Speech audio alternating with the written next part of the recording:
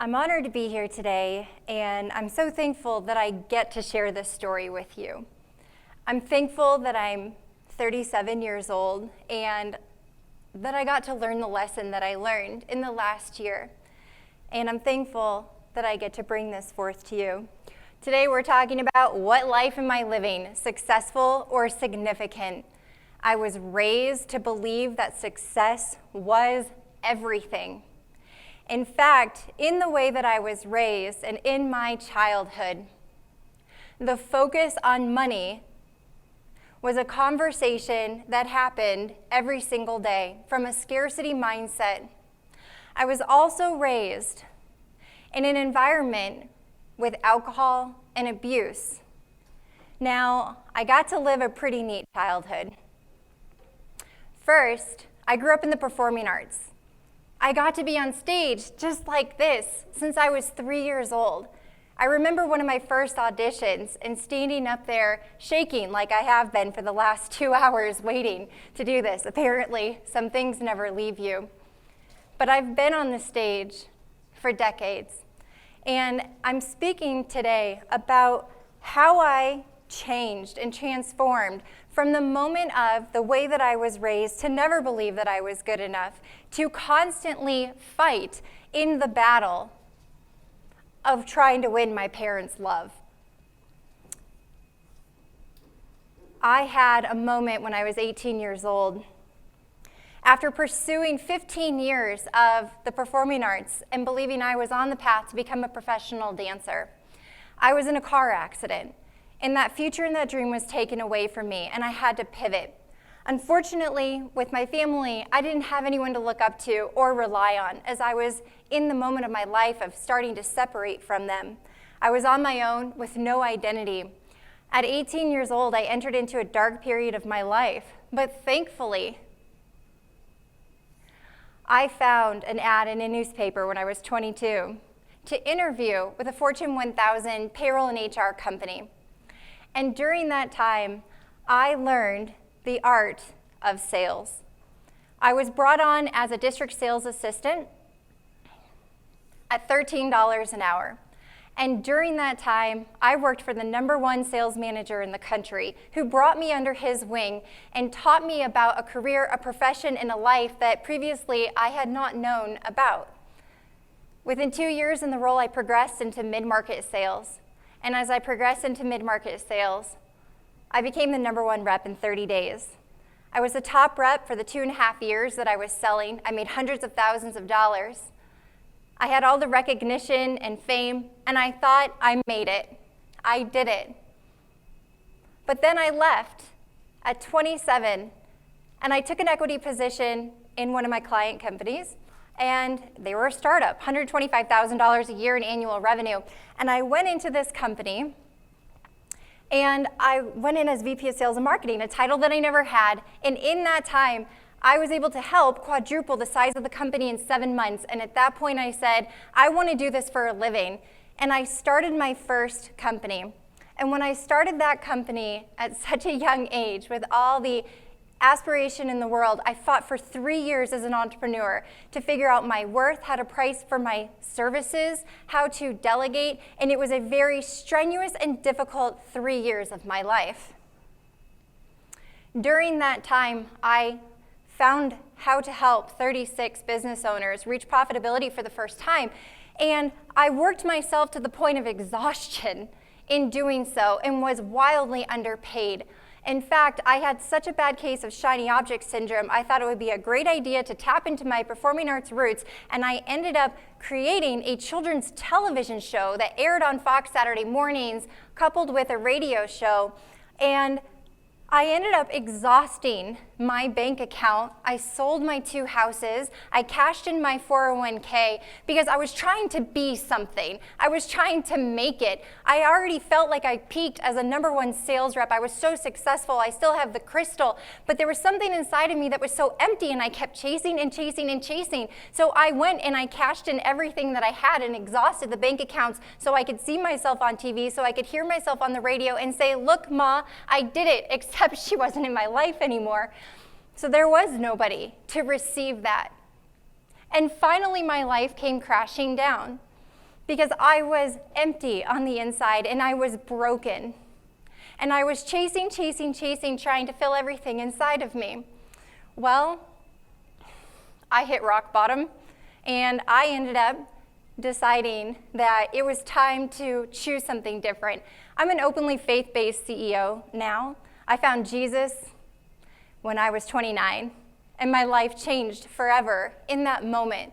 Now, I prayed and prayed that I would have a husband, a man that cherished me, that loved me, that I didn't have to perform for, that I didn't have to be somebody else for, and God gave me that man, and we together prayed for that baby, and we tried, and it was so hard, and we finally had a successful pregnancy, and I got to welcome into the world the most beautiful boy that I've ever seen. You can see how beautiful they are and how happy I am in this moment. My son was a year old in this picture.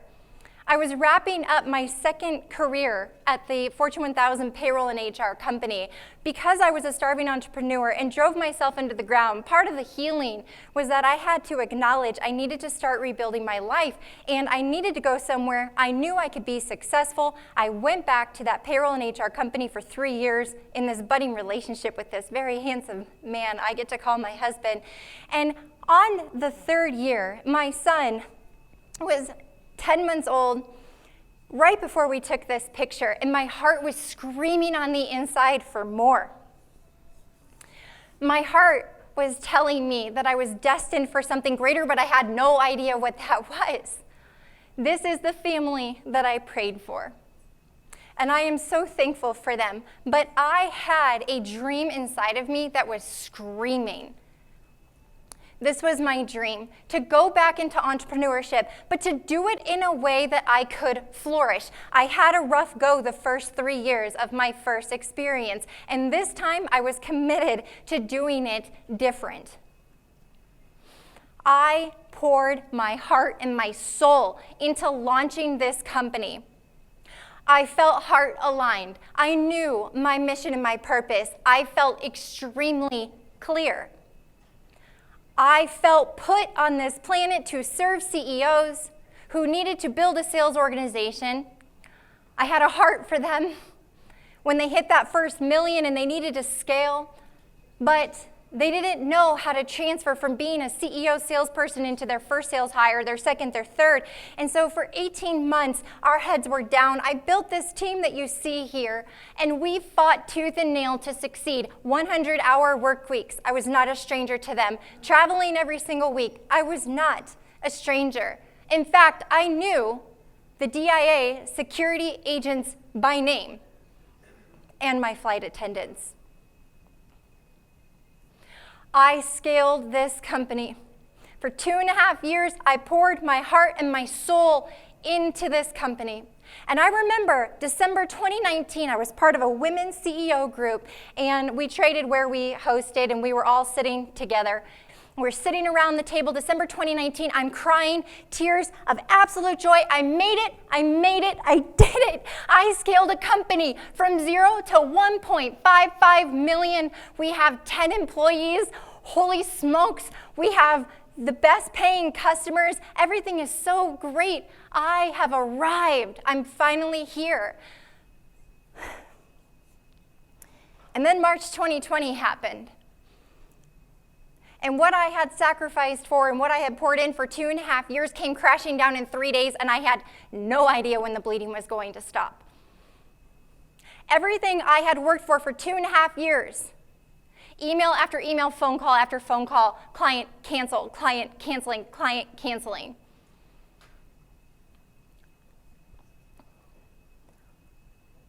Those 3 days were the worst 3 days of my life. And maybe not for the reasons that you might think. This is my son.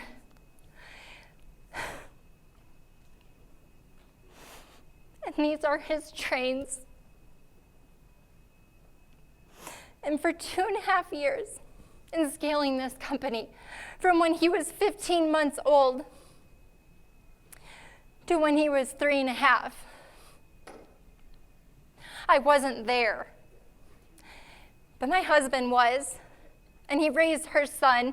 And on the nights that I was there, because I was never there in the morning, because a fast-growing, scaling CEO is the first one in the office, and they're the last one to leave. And I did business development for my company, so I was at every networking event in the evening when I wasn't traveling. I had 5 or 6 clients of my own, in addition to leading a team of 10. And they all came first. And so this business comes crashing down in 3 days that I had built in 2.5 years. And I finally have enough. I'm in my home office because it was right in that week when we were told we weren't allowed to leave our homes. It's completely foreign for me. And I come out into the living room, and my son is on the floor with his chains, his passion, his heart in those chains. The chains that I'm not allowed to play with. When I was home for dinner, I wasn't allowed to sit next to him at the table. I wasn't allowed to brush his teeth or put his pajamas on or put him to bed. Daddy was. And I told myself it's just a phase. You know, they're kids, right? He's just really favoring his dad right now. No sweat. It'll be my turn soon. And I was lying to myself. My kid didn't know me. Here he is on the floor. I sat on that floor, and the TV is on, and it's illuminating his face, and I look over at my own kid, and I said, I don't even recognize him. Who is this child? He's so big, and he's so handsome, and he looks just like his dad. And I look over at my husband, this man that I prayed for. After 15 years of failed, abusive, terrible relationships, God gave me the most wonderful man. And I let him raise our son and run the household. And he supported me in my dream and my vision. And he's so selfless.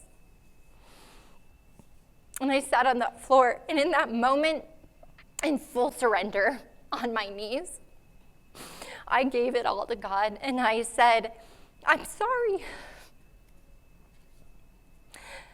And in that moment, I began searching for the truth, and my pastor led a series called Unshakable, and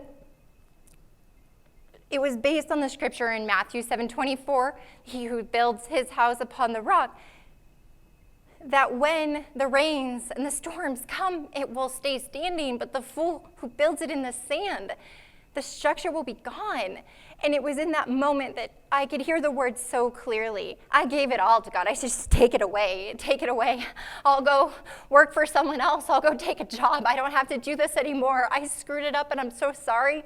And in that moment, he allowed me to keep this company, and he said, we're gonna do this together. And boy, have we done this together.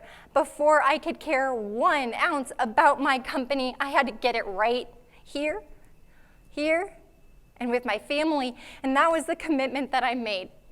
I was so intentional with my son. I cleared my calendar, and to this day, 1 year later, almost, I work 9 a.m. to 4 p.m. I make breakfast for my son every day. By the way, if you're curious, nobody makes eggs like mommy does. And daddy's not even allowed to touch the eggs coming out of the fridge because I have to pick out the ones that are going to go in the skillet. But I make that breakfast for him. I take him to school every day. I'm intentional, I'm committed. My son and I are like this, and my marriage has been restored. I got it right with myself so I could get it right for everyone else around me. And now mommy got promoted on the railroad.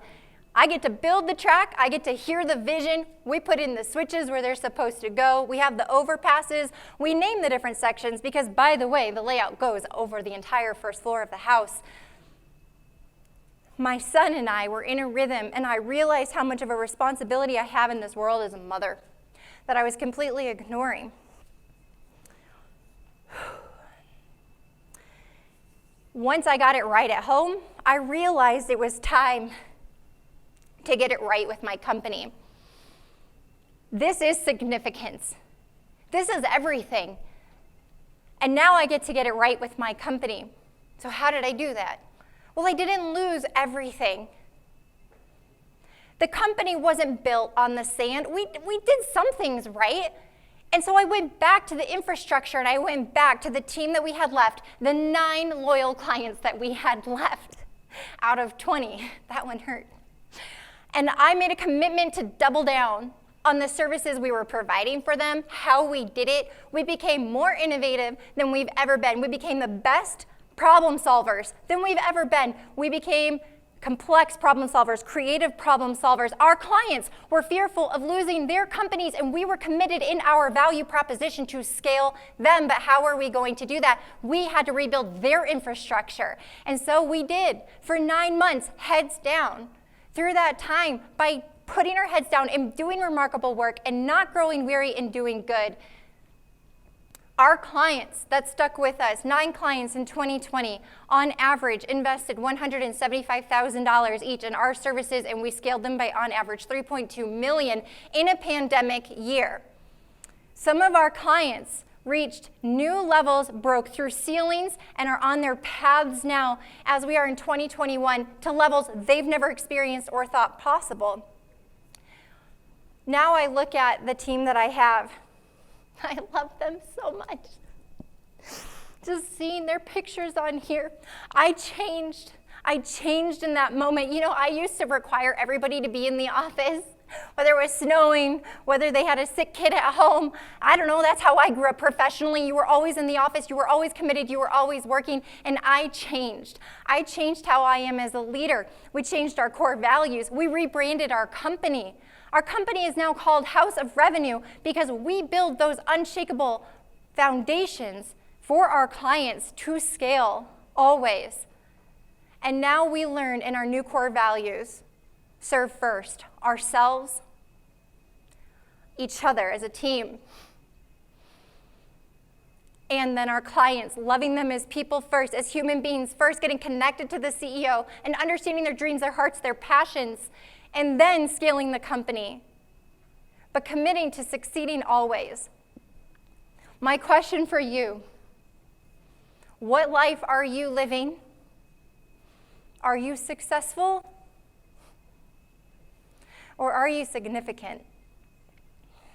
Thank you.